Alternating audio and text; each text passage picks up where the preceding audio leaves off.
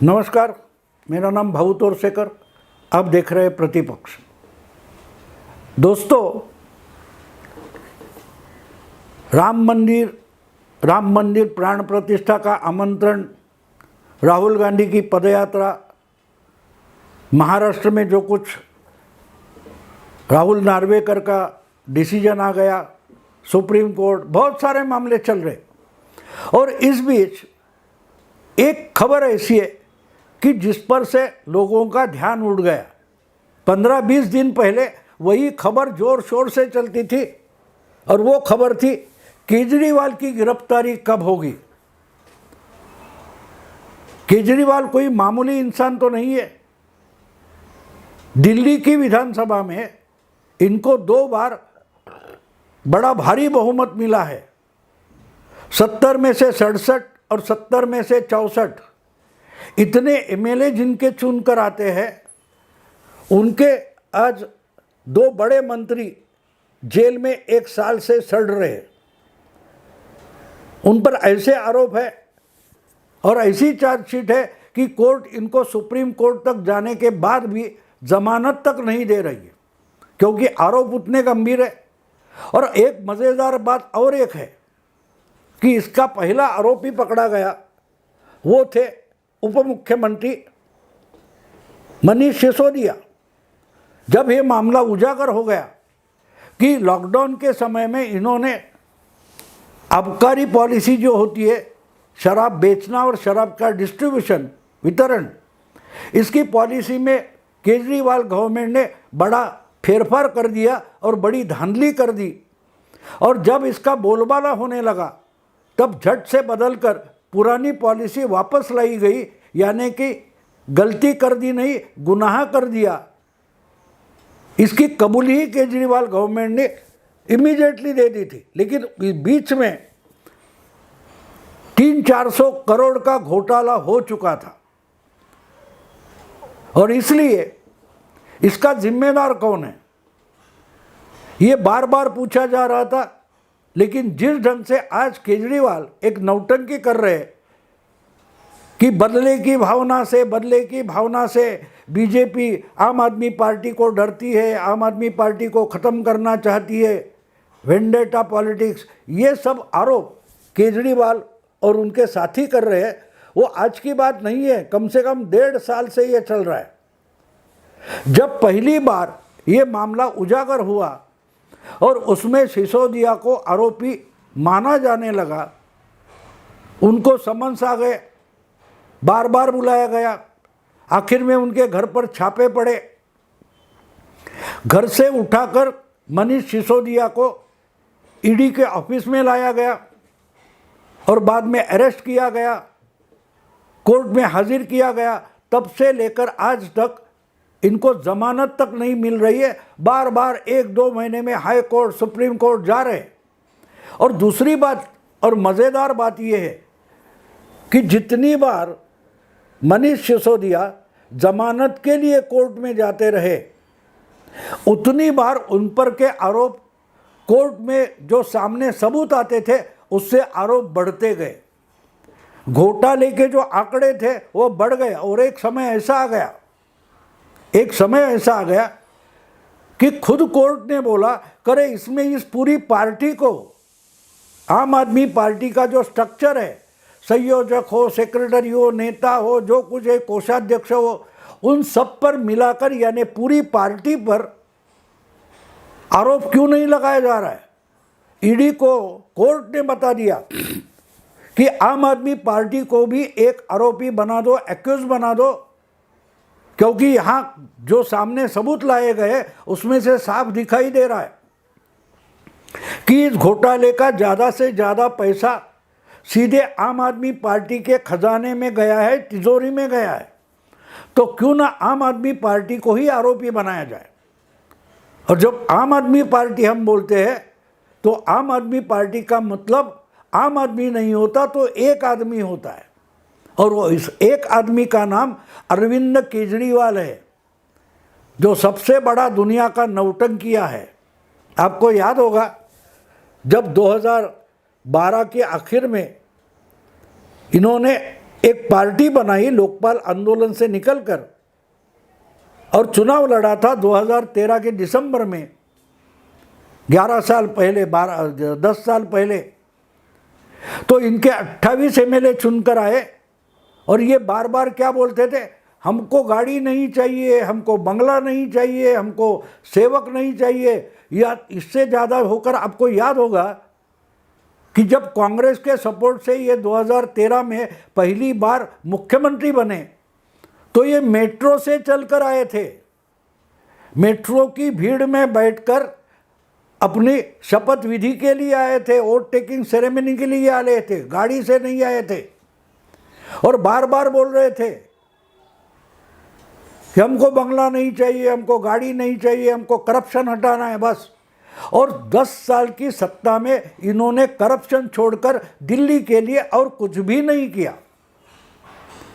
और जब आहिस्ते आहिस्ते जब एक एक आरोप होने लगे, आज तक इनको अपने ही जो कुछ 12-13 साथी मिनिस्टर बने, उनमें से 5-6 साथियों को खुद को हकाल देना पड़ा। तोमर नाम का कोई था और कोई था। क्यों हकालना पड़ा? हर बार करप्शन होता था और पार्टी का पल्ला झाड़ने के लिए वो मिनिस्टर को हटा देते थे। सत्येंद्र जैन इनके मिनिस्टर है, 1.5 साल से अंदर पड़े हैं। तो कहने का मतलब ये दोस्तों कि अब आहिस्ते आहिस्ते ये तो होना ही था कि मामला सीधा केजरीवाल तक आना जरूरी था। इन्होंने एक चालाकी की थी, सरकार बनाई, मुख्यमंत्री बने, लेकिन सबके सब मंत्रालय डिपार्टमेंट अपने साथियों में बांट दिए, खुद के पास कुछ भी नहीं रखा। क्योंकि करप्शन होगा तो वो मिनिस्टर पकड़ा जाएगा। लेकिन केजरीवाल साफ है, ये बोलने के लिए ये रास्ता खोल कर रखा था कि मेरे पास कोई मंत्रालय नहीं है। अगर है तो वो उनका डिसीजन है तो वो अधिकारी का पाप है तो वो लेफ्टिनेंट गवर्नर का पाप है। केजरीवाल तो साफ सुथरा है, केजरीवाल कट्टर ईमानदार है। लेकिन गवर्नमेंट जब बनती है और गवर्नमेंट चलती है तो उसके लिए सबसे पहला रिस्पॉन्सिबल इंसान वो होता है जिसको मुख्यमंत्री बोला जाता है, जिसको प्रधानमंत्री बोला जाता है, क्योंकि उसी के नाम पर गवर्नमेंट बनती है। राष्ट्रपति हो या राज्यपाल हो, चुनकर आए हुए जो विधायक होते हैं वो जिसको चुनते हैं नेता बनाकर या नेता मानकर, उसी को ही मुख्यमंत्री या प्रधानमंत्री बनाया जाता है। और अगर वो चाहे तो किसी को भी मिनिस्टर बना सकता है या अपने मिनिस्ट्री से हकल कर सैक कर सकता है, बाहर निकाल दे सकता है। मतलब सरकार जो चलती है उसके हर पॉलिसी के लिए, हर काम के लिए, हर कारोबार के लिए चीफ मिनिस्टर पहला जिम्मेदार होता है। लेकिन केजरीवाल जो है वो दिल्ली के संजय राउत है, इसलिए मन चाहे कुछ भी बोलेंगे और फिर बोलेंगे हम तो कट्टर ईमानदार हैं। तो कहने का मतलब ये है कि जब मामला आहिस्ते आहिस्ते होकर खुद केजरीवाल तक पहुंचा है तो ईडी केजरीवाल तक नहीं पहुंची है। ईडी ने केजरीवाल को आरोपी नहीं बनाया है, कोर्ट ने ही केजरीवाल को आरोपी बनाओ ऐसा डायरेक्शन ईडी को दिया है। अगर आप जो सबूत दिखा रहे हो, इतने बड़े बड़े घोटाले हुए हैं, तो ये 150 का 120 करोड़ का नहीं, ये तो 338 करोड़ का घोटाला है। ये कोर्ट का स्टेटमेंट है, कोर्ट का निरीक्षण है, ऑब्जर्वेशन है। और अगर इतना बड़ा करप्शन है, घोटाला है और उसका पैसा सीधे सीधे आम आदमी पार्टी के खजाने में जाते हुए दिखाई देता है, तो क्यों ना पूरी पार्टी को आरोपी बनाओ, ये कोर्ट ने बोला है। और उसके बाद पार्टी के जो संयोजक है केजरीवाल, उनकी तरफ ईडी का रुख बदला है, मोड़ दिया गया। और ईडी ने उनको बुलाया है तो ईडी ने अपनी इच्छा से नहीं बुलाया है, कोर्ट के आदेश पर बुलाया है। इसका कारण ये है कि तह हयात मरने तक केजरीवाल ही आम आदमी पार्टी के संयोजक रहेंगे, ऐसी उन्होंने कॉन्स्टिट्यूशन संविधान बनाया है। तो पार्टी में अगर कुछ गड़बड़ हो जाती है तो उसका जिम्मेदार भी केजरीवाल ही होते हैं, यानी सरकार का घोटाला हो तो भी केजरीवाल जिम्मेदार है, और पार्टी में कुछ गड़बड़ी होती है तो उसका भी सोल जिम्मेदार केजरीवाल ही होता है। और जब इनको बुलाया गया कि तुम्हारी पार्टी में पैसा आ गया है, तुम्हारी सरकार ने घोटाला किया है, तो सामने आ जाओ और जो आशंकाएं है वो दूर करो, तो ये भाग रहे, नहीं अब मैं गुजरात के प्रचार को जा रहा हूँ, मध्य प्रदेश का चुनाव है वहाँ जा रहा हूँ, फिर विपश्यना के लिए जा रहा हूँ, फिर पंजाब में जा रहा हूँ। क्यों नहीं सामने आ रहे केजरीवाल? ये नाटक कर रहे, लेकिन ये भूल गए कि ऐसा नाटक करके, ये नौटंकी करके वो बच नहीं पाएंगे, बिल्कुल बच नहीं पाएंगे। और क्यों नहीं बच पाएंगे? ये अगर उनको समझना है तो जरा संजय सिंह की हिस्ट्री देखे।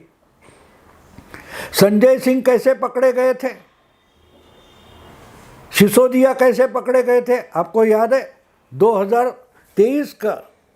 2022 के दिसंबर में गुजरात में चुनाव होने वाला था, उसके एक महीना पहले हिमाचल में चुनाव होने वाला था और आम आदमी पार्टी वो चुनाव लड़ने वाली थी, तो उसका इंचार्ज मनीष सिसोदिया को किया गया था। और केजरीवाल वो शराब घोटाले में मनीष सिसोदिया को गिरफ्तार करेंगे ये रोज रोज चिल्लाते थे, लेकिन ईडी ने उनको उस वक्त गिरफ्तार नहीं किया। गुजरात में मोदी और मोदी की पार्टी आम आदमी पार्टी से डरी हुई है। गुजरात में आम आदमी पार्टी को बहुमत मिलने वाला है, इसलिए मोदी जी डर गए, इसलिए ईडी हमारे पीछे छोड़ दिए। ये केजरीवाल बोल रहे थे ना। और मनीष सिसोदिया को गुजरात में प्रचार ना करने दिया जाए, इसके लिए मनीष सिसोदिया को गिरफ्तार किया जाएगा। ये बार बार लगातार केजरीवाल 2022 के नवंबर दिसंबर में बोल रहे थे, लेकिन केजरीवाल ईडी ने मनीष सिसोदिया को बिल्कुल गिरफ्तार नहीं किया। गुजरात के चुनाव हो गए, हिमाचल चुनाव हो गए, मनीष सिसोदिया को अरेस्ट नहीं हुआ, गिरफ्तार नहीं किया गया। हाँ, लेकिन चुनाव खत्म होने के बाद उनको समझ भेजे गए और हाजिर होने को कहा गया। उन्होंने भी नाटक किया, और जब गिरफ्तार किया गया तो उसके बाद कोर्ट में भी ड्रामा कर दिया। कोर्ट रूम के बाहर और पुलिस वैन में बैठते वक्त कैमरा के सामने क्या क्या बातें करते थे मनीष सिसोदिया, आपको याद होगा। लेकिन अब 1 साल से ज़्यादा होने को आया है, लेकिन सिसोदिया को जमानत नहीं मिल रही है, क्योंकि सिसोदिया ने फंदा संजय सिंह और केजरीवाल के गले में डाल दिया। अब उसमें सबसे पहले तो संजय सिंह फंस गए। ये कितने कॉन्फिडेंट होते कि संजय सिंह तो इतनी मस्ती थी उनको, ये राज्यसभा में मस्ती करते थे, संसद में नंगा नाच करते थे। उन्होंने दिल्ली में अपने घर के बाहर एक बड़ा पोस्टर बैनर लगा दिया था, अगर ईडी में हिम्मत है तो आकर मेरे घर पर छापा मारे, आकर संजय सिंह को अरेस्ट करके दिखाओ, गिरफ्तार करके दिखाओ। ईडी में अगर हिम्मत है, जैसे हमारे संजय राउत, उद्धव ठाकरे बार बार हिम्मत की बात करते, वैसा तो संजय राउत ने अपने घर के बाहर बड़ा बैनर लगा के रखा था कि अगर हिम्मत है तो संजय सिंह को अटक करो, आपका स्वागत है मेरे घर में। और एक दिन संजय सिंह के घर में छापा पड़ा, छापा हो गया और उनको पकड़ कर लेके गए। ये गधे इसलिए मैं मानता हूँ इनको कि जब ऐसा बवाल खड़ा कर देते तो एक भूलते हैं कि आपने अकेले ने चोरी नहीं की है, उस चोरी में आपने बहुत लोगों का साथ लिया है। कोई दलाल होगा, कोई एजेंट होगा, या कोई अधिकारी होगा, कोई आपका ही साथी होगा। जब वो भी पकड़े जाते हैं तो डर के मारे वो सच्चाई बक देते हैं। और सिसोदिया से लेकर संजय सिंह तक और केजरीवाल तक सब मामले में इनके नज़दीकी साथी और दलाल, कंपनियों के दलाल पकड़े गए। उन्होंने कोर्ट के सामने मान लिया कि हाँ हाँ इतना इतना पैसा उठाया गया। उनकी पॉलिसी जो है शराब की बदलने की जो पॉलिसी थी वही दलालों ने बनाई, गवर्नमेंट ने नहीं बनाई। खुद केजरीवाल ने एक कमेटी अपॉइंट की थी कि भाई ये शराब की पॉलिसी बदलनी है, तो एक्सपर्ट कमेटी बनाई और एक्सपर्ट कमेटी ने जो सिफारिशें दी थी वो लपेट कर अलग रख दी और जो दलालों की तरफ से पॉलिसी बनकर आई थी उस पर ही पॉलिसी बदल डाली। तो केजरीवाल तो कागज़ पर पकड़े गए हैं, ईडी ने उनको उठाकर कोठरी में डालना बाकी है। तो भागेंगे तो कहाँ तक भाग सकते। आज ना कल तो गिरफ्तारी होने वाली है, लेकिन ये जो आरोप करते हैं कि बीजेपी पॉलिटिक्स खेल रही है, बीजेपी बदले की भावना से राजनीतिक कार्रवाई कर रही है, मैं उसको झूठ नहीं मानता, बिल्कुल सच है। आप अगर सरकार बनकर घोटाला करोगे और उस पर भी राजनीति का ड्रामा करोगे, नौटंकी करोगे, तो बीजेपी को भी राजनीति करनी पड़ेगी। वो तो सेंटर में गवर्नमेंट में बैठी है। अगर सरकारी तौर से आप काम करते तो बीजेपी को भी सरकारी तौर से काम करना पड़ता, प्रशासन की तरीके से काम करना पड़ता। लेकिन आपने प्रशासन और राजनीति इसकी इतनी मिलावट कर रखी है कि आप घोटाले को कारोबार बोलते हो, गवर्नेंस बोल रहे हो। आप उसको जाके सामने आप पर आरोप है उसका खुलासा कर दो, कानून क्या तरीका है उस तरीके से चलो। उस पर आप नौटंकी कर रहे हैं, राजनीति का नाटक कर रहे हैं, तो बीजेपी क्यों नहीं राजनीति करेगी?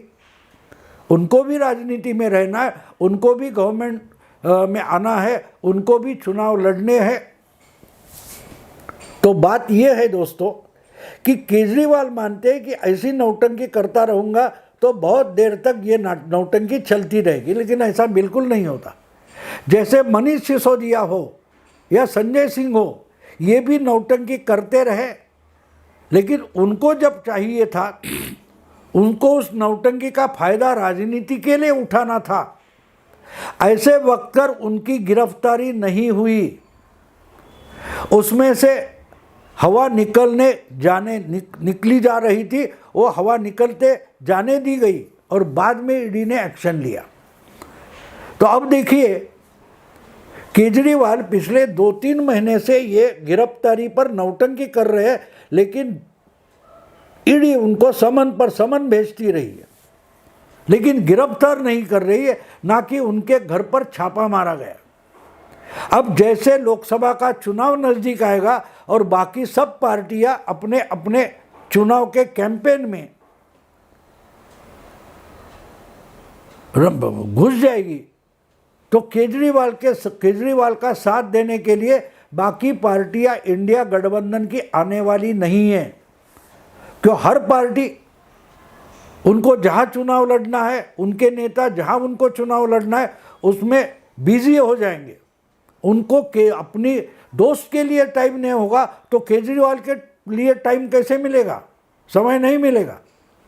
तो ये जो नौटंकी का गुब्बारा केजरीवाल ने खड़ा किया है, उसकी हवा निकल जाने तक ईडी इनको समन भेजती रहेगी, छापा नहीं मारेगी, ना कि गिरफ्तार करेगी। लेकिन जैसे ही फरवरी महीना खत्म होने के पहले पहले सबकी सब पार्टियां देश की लोकसभा चुनाव में जुट जाएगी, बिजी हो जाएगी। इंडिया गठबंधन की अलग अलग पार्टियां अपने अपने प्रभाव क्षेत्र में चुनाव जीतने के लिए कमर कसकर खड़ी हो जाएंगी। तो इनके लिए केजरीवाल को देने का टाइम नहीं होगा। तो केजरीवाल अपने नौटंकी में अकेले हो जाएंगे। इसका मतलब है उन्होंने जो नौटंकी का गुब्बारा गिरफ्तारी का बना दिया है उससे से हवा निकल जाएगी उसमें से, और तब जाके केजरीवाल के घर में छापा होगा, या तो उनको हाजिर होना पड़ेगा वरना उनके घर में छापा होगा, उनको घर से उठाकर कस्टडी में लिया जाएगा। और केजरीवाल ही कस्टडी में जाएंगे, जेल कस्टडी में जाए, जुडिशियल कस्टडी में जाए, पुलिस कस्टडी में जाए, किसी भी कस्टडी में जाए, तो आम आदमी पार्टी का काम संभालने वाला दूसरा कोई नेता बचा नहीं है। न आतिशी है, न सौरव है, या कोई भी ये पार्टी केजरीवाल की ढंग से नहीं संभाल सकते, क्योंकि केजरीवाल इनमें से सबसे बड़ा नौटंकिया है। तो नौटंकी की हवा निकलते निकलते केजरीवाल की गिरफ्तारी होगी, लेकिन केजरीवाल को अभी गिरफ्तार होते हैं तो वो और बड़ी नौटंकी खड़ी करेंगे और बाकी पार्टियों को उसमें आकर इकट्ठा होना पड़ेगा। तो वो इकट्ठा ना हो ऐसे समय ये गिरफ्तारी होगी। मतलब सीधा है दोस्तों कि जिस समय केजरीवाल को गिरफ्तार होना है उस वक्त ईडी उसको गिरफ्तार करने वाली नहीं है। जिस समय केजरीवाल को नौटंकी करने के लिए अच्छा समय होगा और परिस्थिति होगी, उस समय उनके घर पर छापा भी नहीं होगा। हाँ, सम्मन भेजना चालू रहेगा। चौथा आया है, पांचवा आएगा, छठा आएगा। ईडी अपना टाइम देखकर ही इनके घर पर छापे मारेगी, उनको अरेस्ट भी करेगी, लेकिन तब तक केजरीवाल के गिरफ्तारी नौटंकी से हवा निकल गई होगी। दोस्तों अभी यही रुकता हूँ। अगर ये वीडियो पसंद है तो लाइक कीजिए, शेयर कीजिए, सब्सक्राइब कीजिए। नमस्कार।